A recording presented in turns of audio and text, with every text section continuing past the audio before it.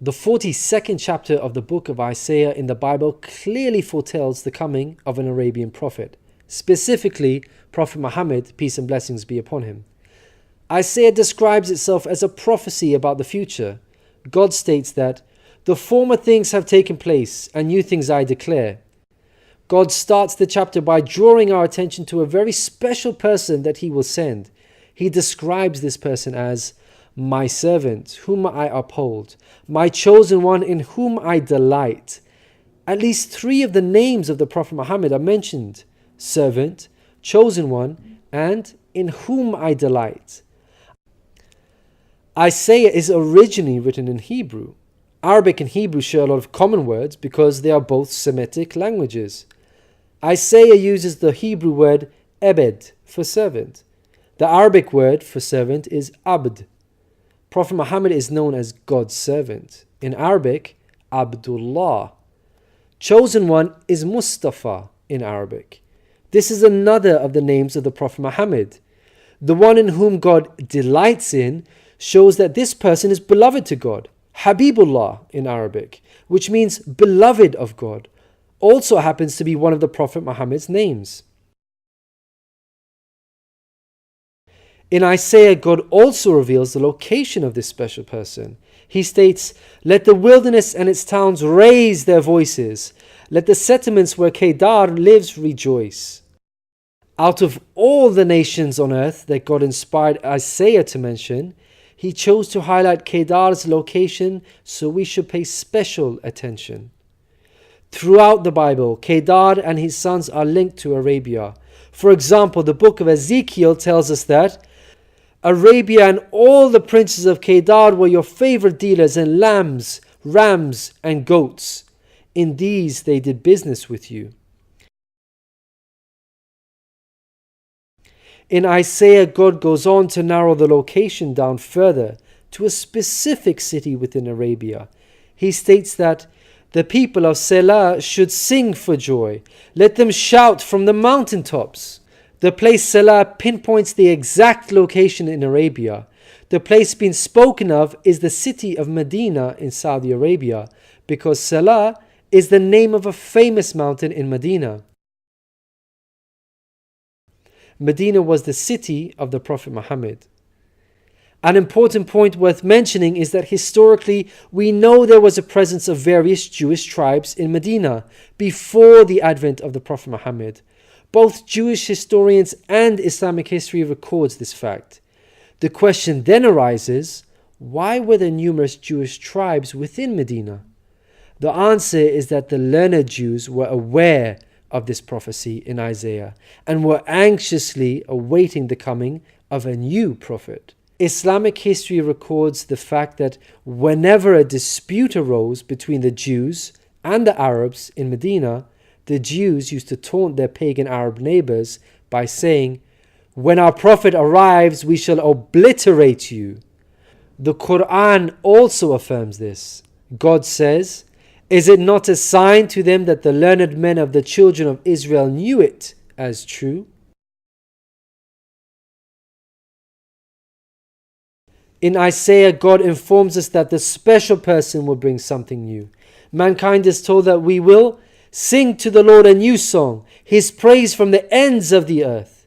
The statement "a new song" means a new law, a new way of worship. This is exactly what Islam represents. The emphasis on the new song here is singing the praise of God all over the earth. The Quran opens with the statement, "Praise be to God, Lord of the worlds," and is recited by Muslims all over the world during prayers every day. The new song cannot refer to Jesus because he did not bring about anything new. Rather, he confirmed the law of Moses that was already there. In the Gospel of Matthew, Jesus said, "Think not I am come to destroy the law or the prophets. I am not come to destroy, but fulfill." Jesus obeyed and followed the law of Moses throughout his life. Jesus didn't sing a new song. He sang the same song of Moses, the Torah. Moreover, the disciples of Jesus also followed the law of Moses, even after Jesus departed. In the book of Acts, we are told that the disciples looked to the Torah for guidance. For the law of Moses has been preached in every city from the earliest times. In Isaiah, God emphasizes the universal mission of the coming person by mentioning that he will be made a covenant for the people and a light for the Gentiles. Gentiles means non-Jews. The Quran confirms the Prophet Muhammad, peace be upon him, was sent to the whole of mankind, Jews and Gentiles alike. In the Quran, God tells us, "We have sent you, O Prophet, as a bearer of glad tidings and a warner for the whole of mankind, but most people have no knowledge." The verse in Isaiah cannot apply to Jesus, because in the Gospel of Matthew, Jesus said, "I was sent only to the lost sheep of Israel." In Isaiah, God further states that he will lead the blind by ways they have not known. Along unfamiliar paths I will guide them. The pagan Arabs at the time of the Prophet Muhammad fit this description perfectly, because they had not been sent a messenger prior to Muhammad. The Quran bears witness to this. God states that Muhammad was sent to warn a people to whom no warner has come before. The verse in Isaiah cannot apply to Jesus, because his people, the Israelites, had already received a multitude of prophets from God. In Isaiah, God emphasizes that this special person will be sent to those who trust in idols, who say to images, "You are our gods." The whole of Arabia at the start of Muhammad's prophethood consisted of idol worshippers. Again, this cannot be a reference to Jesus, because his people, the Israelites, were monotheists and not idol worshippers.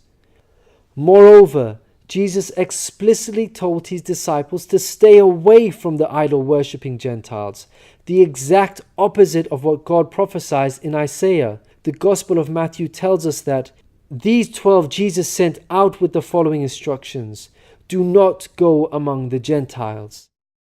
In Isaiah, God states that this special person will be a warrior and will go forth as a mighty man. He shall stir up jealousy like a man of war. He shall cry, yea, roar. He shall prevail against his enemies. Throughout history, God has dealt sternly with those who are sent guidance and persist in disbelief. Prophet Muhammad, peace be upon him, had to engage in many battles with the idol-worshipping enemies of God and ultimately prevailed against them. By comparison, Jesus did not triumph over his enemies. According to Christians, he was crucified by them. Moreover, Jesus wasn't interested in fighting. He was not a man of war. He was a pacifist, according to the Bible. He said such things as, "For all who draw the sword will die by the sword," and "My kingdom is not of this world. If my kingdom were of this world, then would my servants fight." In Isaiah, God gives us a list of momentous achievements for this special person. Chief of these is that the idol worshippers will be turned back in utter shame. Not only did the Prophet Muhammad conquer Mecca, the pagan capital of Arabia, but by the end of his life, in just 23 short years of prophethood, Arabia had shunned idol worship and now worshipped the one true God of Abraham. This cannot apply to Jesus, as it was Christians themselves who were humiliated and greatly ashamed for hundreds of years after Jesus. They were persecuted at the hands of the Roman Empire, who were idol worshippers. They executed some of the apostles of Jesus, such as Peter and Paul. Christians were tortured and even fed to the lions. Finally, Isaiah closes with an admonishment from God. "Hear, you deaf. Look, you blind, and see. You have seen many things, but you pay no attention. Your ears are open, but you do not listen. Which of you will listen to this or pay close attention in time to come?" It seems clear that the deaf and blind God is talking about in this verse are those who reject Prophet Muhammad, peace be upon him. Who among you will heed God by acknowledging him? Who will listen and pay close attention in time to come? الذين يتبعون الرسول النبي الأمي الذي يجدونه مكتوبا عندهم في التوراة والإنجيل يأمرهم بالمعروف